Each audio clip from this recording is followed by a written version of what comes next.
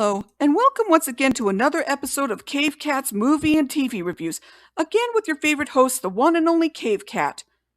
Today, they're furry, they're funny, they're housebroken, they're the Space Cats, which is the show that I'll be reviewing for today's episode.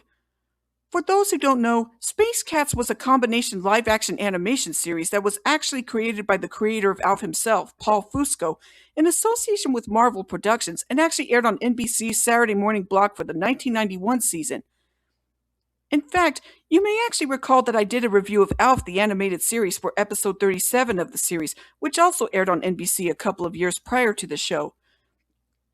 So anyway, as for what the show is about, it's about a bunch of alien cats from the faraway planet of Triglyceride 7 stationed on planet Earth who make it their mission to protect Earth from all of the problems that constantly plague it and that we on Earth can't handle by ourselves. In each episode, it's explained that the Space Cats came to Earth for one purpose only, which is to assist in the quest for truth, justice, and a cat food without the fishy aftertaste.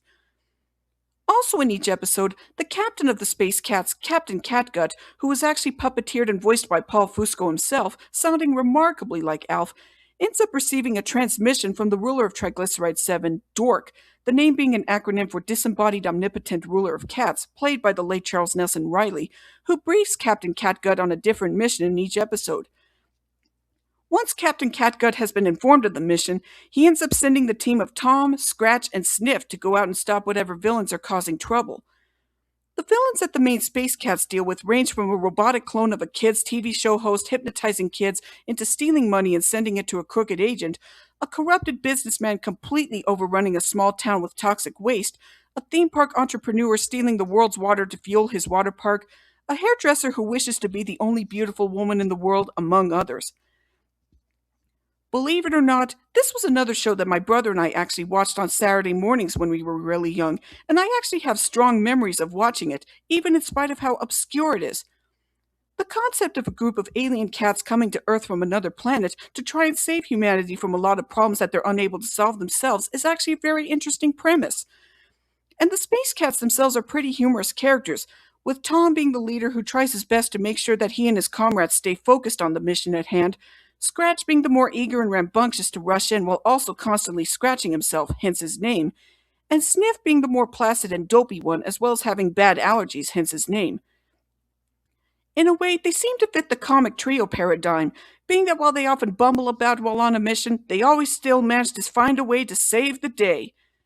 And at the end of each episode, the Space Cats themselves will remind the viewers about an important tip, though the tip that they offer ends up being completely off topic to what happened in the episode, as sort of a parody of the knowing is half the battle segments from G.I. Joe.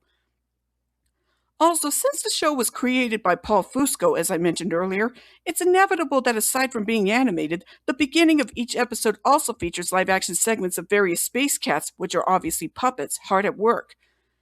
However, there's actually quite a few things about the show that keep me from enjoying it altogether.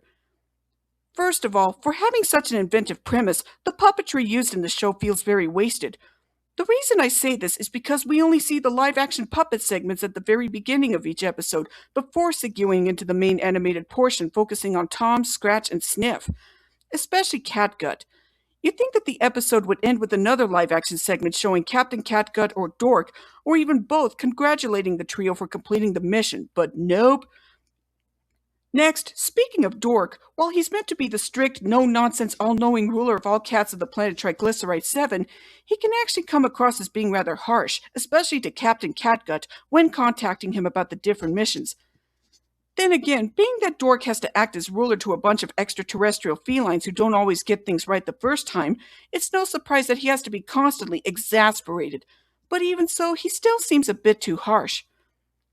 Next, while the premise seems like it would be interesting on paper, but when actually utilized, it ends up falling rather flat. I mean, how many times have we seen an alien life form helping out humans in trouble anyway? That idea has been done to death ever since E.T. the Extraterrestrial, but that idea can work if done right, which in most cases it can. But in the case of this show... Lastly, this show was released around the time that Saturday morning cartoons on NBC were starting to wane in viewership. And as I mentioned before in my Gravedale High review, that was actually attributed to the introduction and success of Saved by the Bell back in the late 1980s. If it hadn't been for that show being introduced to NBC, then Saturday morning cartoons on NBC would have lasted a lot longer, probably well into the mid to late 1990s, but I digress. I apologize if this review seems a bit short, because there's not really much else for me to talk about regarding Space Cats. But after all that I said about it, I think it's safe to say that I will give Space Cats 5 stars.